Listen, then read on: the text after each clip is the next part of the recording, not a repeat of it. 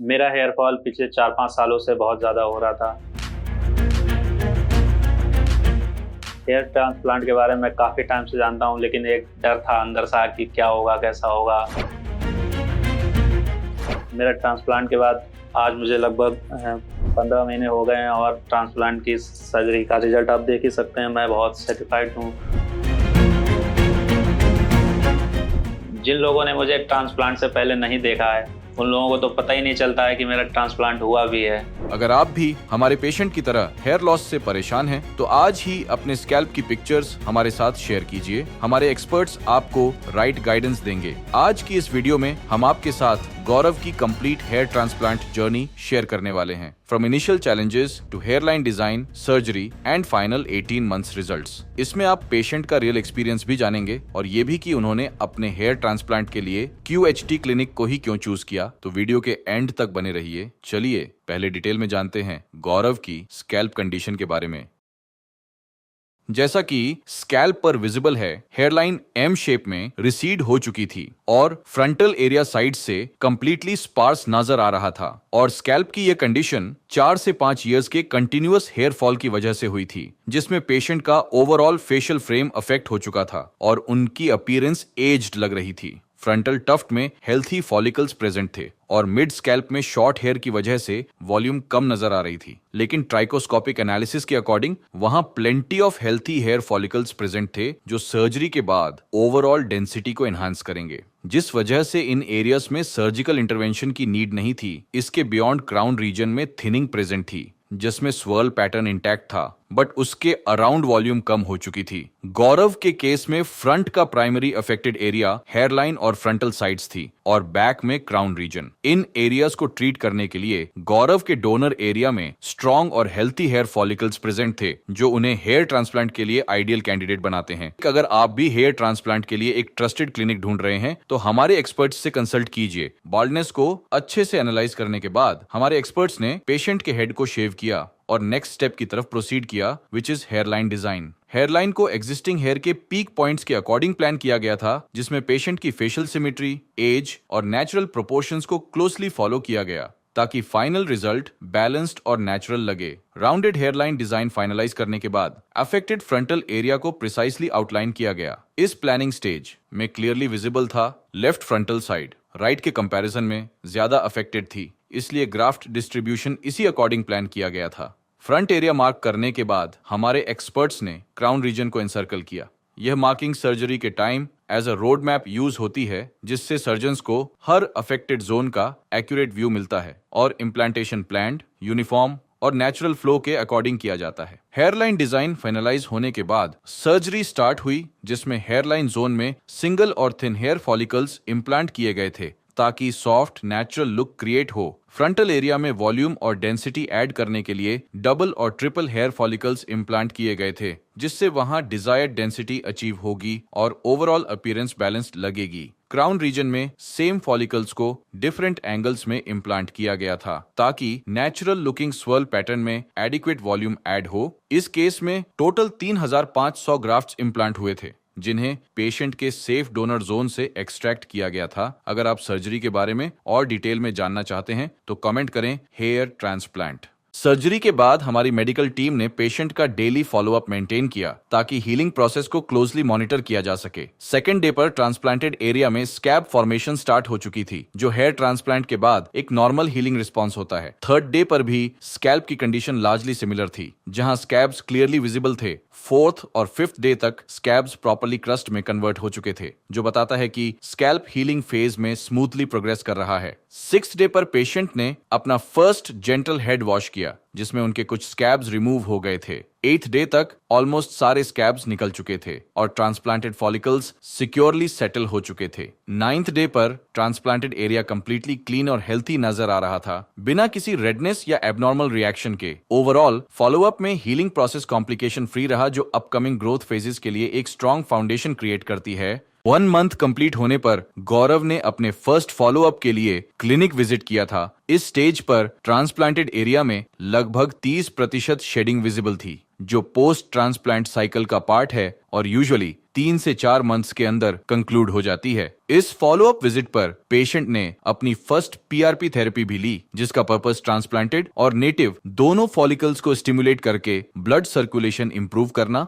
और upcoming hair growth को accelerate करना होता है। 1 महीने में overall scalp healthy recovery show कर रहा था, जो अपकमिंग ग्रोथ स्टेज के लिए पॉजिटिव इंडिकेशन है। इसके बाद गौरव ने 2nd और 3rd मंथ कंप्लीट होने पर अपने स्केड्यूल्ड फॉलोअप्स के लिए क्लिनिक विजिट किया। 2nd मंथ में शेडिंग फेज प्रोग्रेस हो चुका था, जहां लगभग 80% ट्रांसप्लांटेड हेयर शेड हो गए थे। इसके साथ साथ नेटिव फॉलिकल्स अपनी नेचुरल ग्रोथ पेस पर ग्रो कर रहे थे, जिससे स्कैल्प का ओवरऑल बैलेंस मेंटेन लग रहा था। 3rd मंथ तक शेडिंग फेज कंक्लूड हो चुका था और ट्रांसप्लांटेड फॉलिकल्स ने एक्टिव ग्रोथ फेज में ट्रांजिशन करना स्टार्ट कर दिया था। इस स्टेज पर ट्रांसप्लांटेड एरिया में सिर्फ बेबी हेयर विजिबल थे, क्योंकि ये ग्रोथ फेज की इनिशियल स्टेज थी। अपकमिंग मंथ्स में इन्हीं फॉलिकल्स से थिकर और मोर वॉल्यूमिनस हेयर ग्रोथ डेवलप होगी। 3 मंथ्स में पेशेंट का डोनर एरिया कंप्लीटली हील हो चुका था और ऑलमोस्ट अनडिटेक्टेबल लग रहा था, जो हमारी प्रिसाइज एक्सट्रैक्शन टेक्निक और सेफ डोनर मैनेजमेंट का क्लियर प्रूफ है।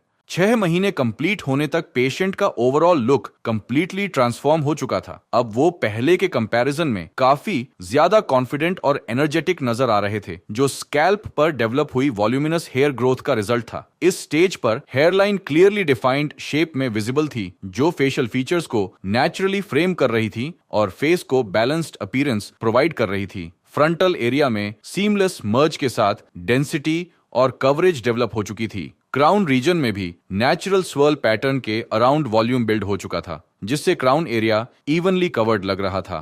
ओवरऑल स्कैल्प पर यूनिफॉर्म और हेल्थी हेयर ग्रोथ प्रेजेंट थी, जो पेशेंट के लुक को क्लियरली यंगर और रिफ्रेश्ड बना रही थी। ये 6 महीने की प्रगति आगामी महीनों के लिए स्ट्रॉन्ग ग्रोथ पोटेंशियल शो करती है और आने वाले महीनों में हेयर डेंसिटी और टेक्सचर और भी इनहेंस होता रहेगा। अगर आप भी हमारे पेशेंट की तरह dense uniform hair growth achieve करना चाहते हैं, तो आज ही QHT क्लिनिक पर विजिट करें। 6 महीने की प्रोग्रेस के बाद गौरव ने 15 महीने कंप्लीट होने पर अपना एक्सपीरियंस हमारे साथ शेयर किया था। चलिए जानते हैं उनसे कि उनकी ये जर्नी कैसी रही।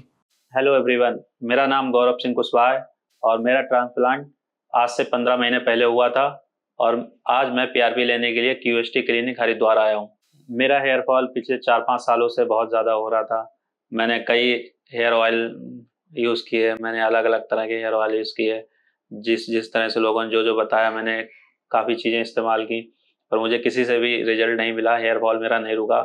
लास्ट में मैंने हेयर ट्रांसप्लांट के बारे में डिसाइड किया। हेयर ट्रांसप्लांट के बारे में काफ़ी टाइम से जानता हूँ, लेकिन एक डर था अंदर सा कि क्या होगा, कैसा होगा।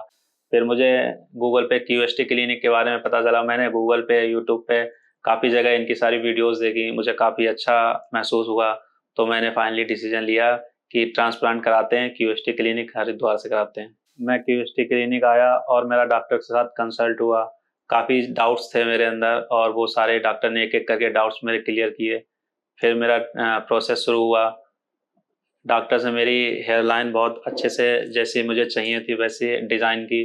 उसके बाद मेरा हेयर ट्रिम हुआ और ट्रांसप्लांट स्टार्ट हुआ प्रोसेस। ट्रांसप्लांट सर्जरी मेरी मॉर्निंग 7 बजे से स्टार्ट हुई थी और शाम तक लगभग 7-8 बजे तक 12-13 घंटे मेरी सर्जरी कंटिन्यू रही।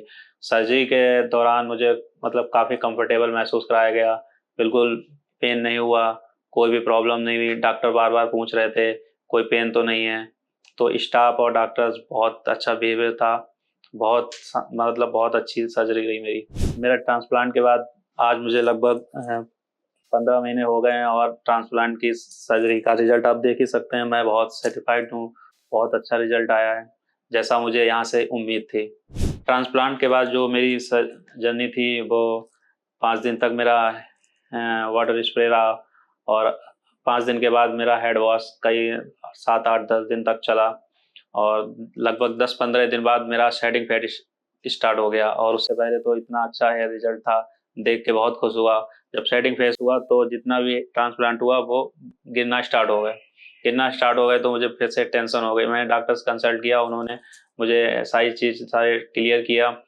फिर दोबारा से वो 1 महीने बाद अंदर से दोबारा से निकलना स्टार्ट हो गए। कुछ बाल गिरते थे और कुछ न्यू निकलते थे। लगभग 2 से ढाई महीने शेडिंग फेस चला और शेडिंग फेस में 2-2.5 महीने बाद कंप्लीट हेयर वापस आ गए, जो कि एक गिरना और दोबारा से न्यू निकलना नॉर्मल है। शेडिंग फेस होना नॉर्मल है। सेटिंग फेज जब स्टार्ट होता है तो काफ़ी घबराहट हो जाती है, काफ़ी टेंशन हो जाती है। और मैंने डॉक्टर से कंसल्ट किया, उन्होंने सारे डाउट क्लियर किए। तो मुझे पता चला कि यहाँ पे इस पीरियड में मुझे टेंशन नहीं लेनी चाहिए, क्योंकि जब हम टेंशन लेते हैं ना तो हमारे नेगेटिव हार्मोन्स कहीं ना कहीं मेरी बॉडी पे इफेक्ट डालते हैं। हमको वहाँ पर पॉजिटिव रहने की बहुत ज़्यादा ज़रूरत है।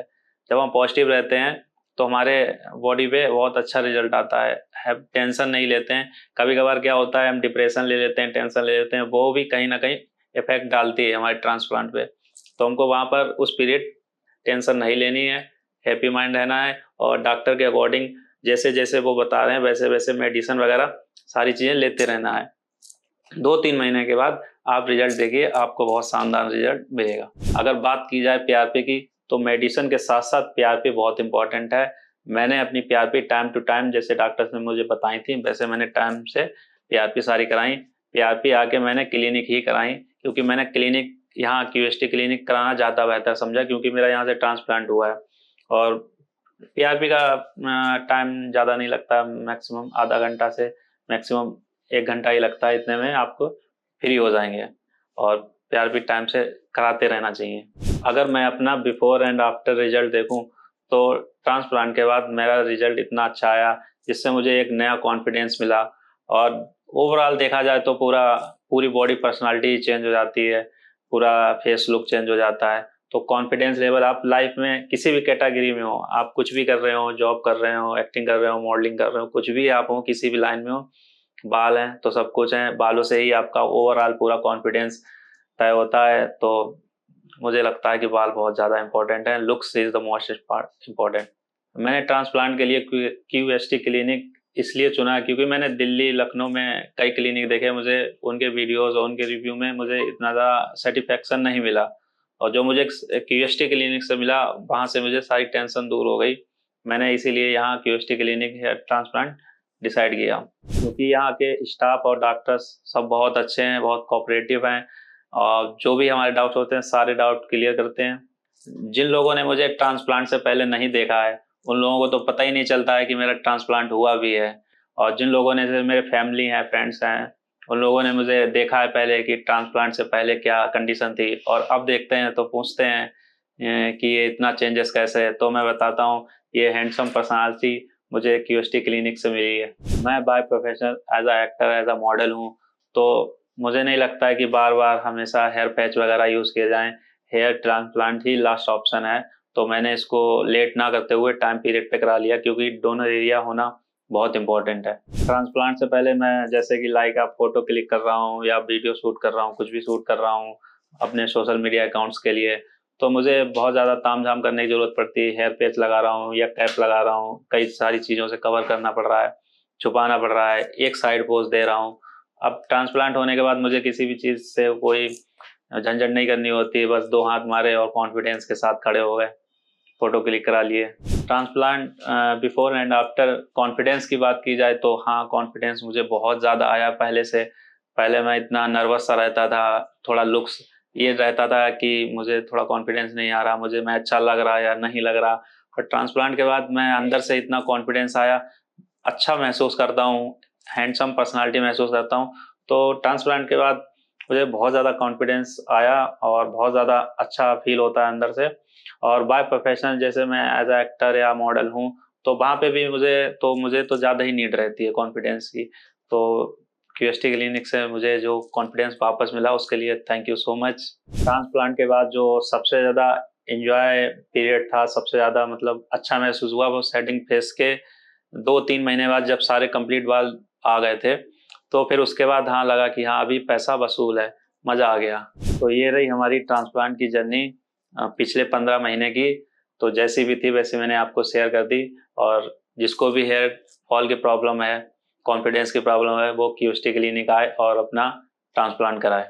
और मेरी तरह और भी ट्रांसप्लांट जर्नी देखनी हो तो क्यूएसटी क्लिनिक को फॉलो करें और यूट्यूब चैनल पे सब्सक्राइब करें और कई सारी वीडियोस देखें, सबकी जर्नी को देखें। तो फिर मिलते हैं हम अपनी नेक्स्ट वीडियो में। तब तक के लिए क्यूएसटी अलग और सारी वीडियोस को देखते रहिए। हम मिलते हैं आपको फिर आगे अगली वीडियो में।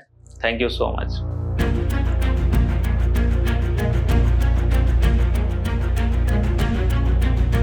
15 महीने पूरा होने पर पेशेंट के रिजल्ट्स फुली मैच्योर और वेल सेटल्ड हो चुके थे। शार्पली डिफाइंड हेयर लाइन अब फेशियल फीचर्स को परफेक्टली फ्रेम कर रही थी, जिससे फेस को बैलेंस्ड और नेचुरल अपीयरेंस मिल रही थी। फ्रंटल एरिया में डेंसिटी काफी इंप्रूव हो चुकी थी और ट्रांसप्लांटेड हेयर मिड स्कैल्प के नेटिव हेयर के साथ सीमलेसली ट्रांजिशन क्रिएट कर रही थी, बिना किसी विजिबल लाइन या पैचीनेस के।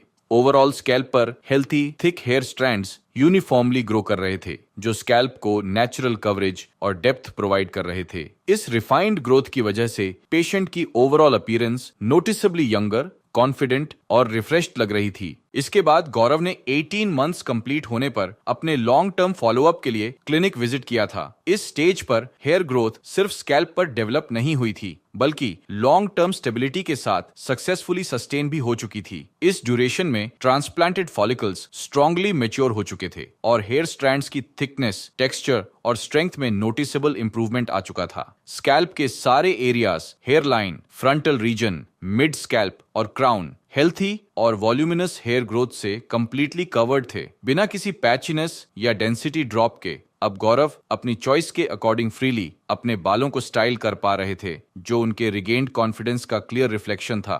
गौरव की जर्नी क्लियरली प्रूव करती है कि जब प्लानिंग, टेक्निक और आफ्टर केयर परफेक्टली अलाइन होते हैं, तब हेयर ट्रांसप्लांट से लॉन्ग टर्म, नेचुरल और truly life changing results achieve करना पॉसिबल है। इनिशियली गौरव के स्कैल्प पर M shaped receded hair line, frontal sides में स्पार्स ग्रोथ, मिड स्कैल्प में लो वॉल्यूम और क्राउन एरिया में थिनिंग क्लियरली विजिबल थी, जिस वजह से अपीयरेंस एज्ड लग रही थी। 18 महीने के बाद स्कैल्प कंप्लीटली ट्रांसफॉर्म हो चुका है, with a well defined hair line, frontal से क्राउन तक uniform density, healthy voluminous hair growth और एक यूथफुल, कॉन्फिडेंट ओवरऑल लुक। अगर आप भी अपने लिए लॉन्ग टर्म रिजल्ट्स अचीव करना चाहते हैं, तो आज ही हमारे एक्सपर्ट्स के साथ कंसल्टेशन बुक करें।